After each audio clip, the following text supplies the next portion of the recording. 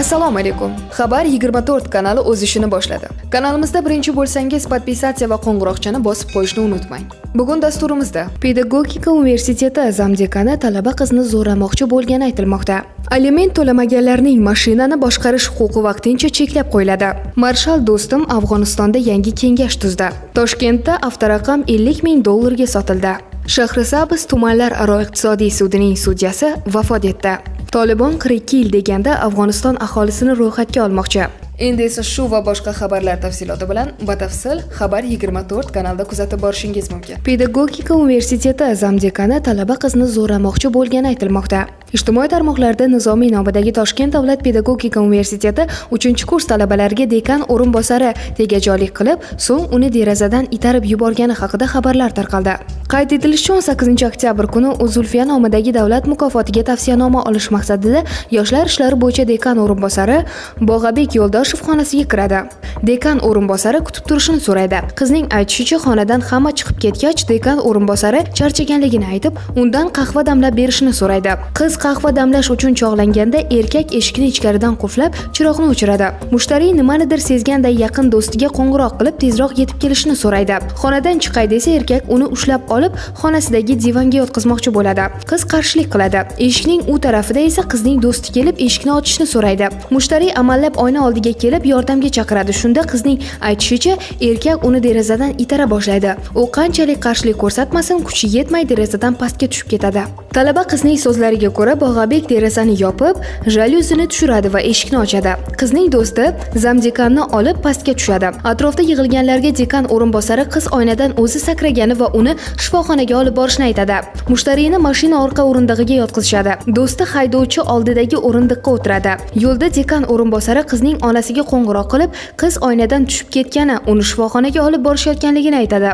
Svetoforning qizil chirog'ida qizning do'sti orqa o'rindiqqa o'tirguncha dekan o'rinbosari qizga oyna artayotib o'zi tushganligini aytishni tayinlaydi. Aks holda universitetdan haydash bilan tahdid qiladi. Shu payt yigit orqa o'rindiqqa o'tib nima bo'lganligini so'raydi. Qiz unga sekin uni itarganligini bildiradi. Shifokorlarning aytishicha, qiz vaqtincha olib kelingan. Mushtariyga tos suyagi sinishi, gematomalar va miya chayqalishi tashxisi qo'yilgan. U hali beri oyoqqa tura olmasligi aytilmoqda. Aliment to'lamaganlarning mashinani boshqarish huquqi vaqtincha cheklab qo'yiladi.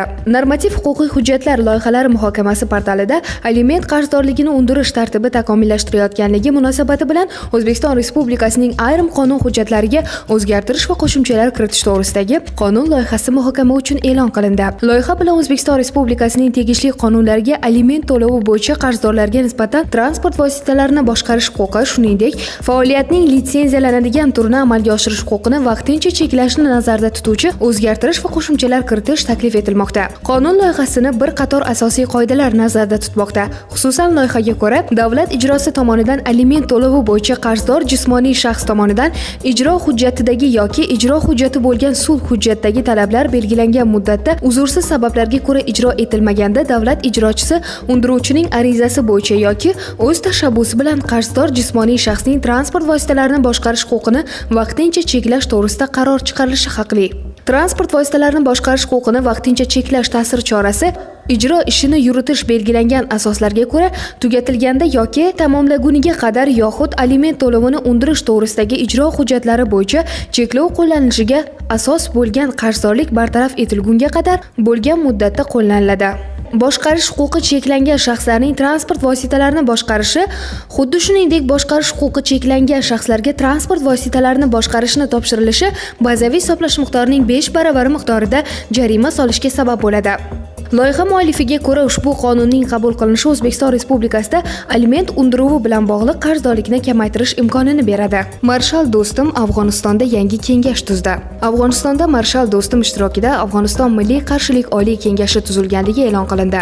Ma'lum qilinishicha, kengash tarkibiga Abduraf Rasuliy Sayyof, Muhammad Yusuf Qonuniy, Ato Muhammad Nur, Abdulrashid Do'stum, Muhammad Muhaqqa va boshqa siyosatchilar kirgan. Kengash bayonotida Afg'oniston davlati noaniqlik, monopoliya va korrupsiya natijasida qulab tushib, beparvolik hamda noto'g'ri boshqaruv oqibatida notinchliklarga duch keldi, deyiladi xabarda. Qayd etilishicha, kengash a'zolari Afg'oniston muammosini tinch yo'l bilan hal qilmoqchi. Biroq ta'kidlanishicha, agar boshqa taraf va uning izdoshlari bunday qarorga rozi bo'lmasa, kurashning ikkinchi qismiga o'tishga majbur bo'lishadi. Bayonotda Tolibon harakati etnik guruhlarga, ayollarga, dindorlarga va rasmiy tillarga e'tibor bermasligi va hukumatning ayrim a'zolari esa BMT sanksiyalari ostida ekani ta'kidlangan.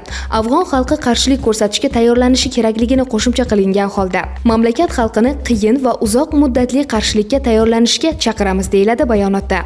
Kengash tashkil etilgani e'lon qilingandan so'ng, Do'stum agar Tolibon harakati saylov yo'li bilan hukumat tuzishdan bosh tortsa, kengash ularga qarshi kurashishni bildirgan. Agar tinchlik va jangovar harakatlarni to'xtatish chaqirig'ida ijobiy javob berilmasa va xalqning, xususan Afg'oniston ayollarining huquqi tan olinmasa, demokratiya va saylov rad etilsa, biz kurashamiz, deya ta'kidlagan marshal. Toshkentda avtoraqam $50,000 ga sotildi. 26 oktyabr kuni Toshkentda fuqaro 525 million so'mga davlat avtoraqamini sotib oldi. Avtoraqam auksionga qo'yilgan 12 oktyabr kuni 243 million so'mga teng bo'lgan va auksion yakunida u salkam $50,000 ga sotilgan. Shahrisabz tumanlararo iqtisodiy sudining sudyasi vafot etdi. Bugun 27 oktyabr kuni Shahrisabz tumanlararo iqtisodiy sudining sudyasi Rustam Qo'shoqov 59 yoshida vafot etdi. Ma'lumot o'rnida Rustam Qo'shoqov 1962-yil 20-may kuni Qashqadaryo viloyati Dehqonobod tumanida tug'ilgan. 25 yillik sudyalik tajribasiga ega. Faoliyati davomida Qarshi tuman sudi sudyasi, Qamashi tuman sudi raisi, jinoyat ishlari bo'yicha Surxondaryo viloyat sudi raisining o'rinbosari kabi mas'ul lavozimlarda ishlagan. Marhum 2021-yildan buyon Qashqadaryo viloyati Shahrisabz tumanlararo iqtisodiy sudining sudyasi lavozimida ishlab kelgandi. Tolibon 42 yil deganda Afg'oniston aholisini ro'yxatga olmoqchi. Afg'onistonda hokimiyatni qo'lga olgan Tolibon harakati mamlakat aholisini ro'yxatga olishni rejalashtirmoqda. Bu haqda Tolibon tomonidan axborot va madaniyat vaziri o'rinbosari etib tayinlangan Zabihullo Mujohid ma'lum qilgan. Bugun yig'ilish bo'lib o'tdi. Uchrashuvda iqtisodiy va turli infratuzilma loyihalarini muhokama qilindi. Mamlakat demografik xizmati faoliyati bilan bog'liq masalalar ko'tarilib, Afg'oniston aholisini ro'yxatga olish to'g'risida qaror qabul qilindi. Yig'ilishda bundan tashqari narkotik moddalarning noqonuniy aylanishiga qarshi kurash bo'yicha ko'rilayotgan chora-tadbirlar, diniy yetakchilarning malakasini oshirish zarurati, sog'liqni saqlash sohasidagi vaziyat va tabiiy trans-afg'on gaz quvuri loyihasini amalga oshirish istiqbollari muhokama qilindi. Xitoy Tolibonning boshqaruv va xavfsizlikka sodiqligini ta'kidladi. Tolibon vakili Xitoy Xalq Respublikasi tashqi ishlar vaziri bilan iqtisodiyot, savdo va sarmoya masalalarini muhokama qildi. Tolibon siyosiy idorasi matbuot kotibi Muhammad Naim Vardakning so'zlariga ko'ra, Dohada bo'lib o'tgan uchrashuvda Tolibon bosh vazirining birinchi o'rinbosari Abdul G'ani Barodar va Xitoy tashqi ishlar vaziri Wang Yi o'rtasida muzokaralar bo'lib o'tdi. Tolibon tomoni bu masalalarda har tomonlama hamkorlik qilishga tayyorligini bildirdi. Xitoy so'nggi oy ichida Tolibonning boshqaruv va xavfsizlikka sodiqligini ta'kidladi. Oxirgi ma'lumotlarga ko'ra, Xitoyning 4 milliondan ortiq aholiga ega Lanzhou shahrida pandemiya tufayli lockdown joriy etildi.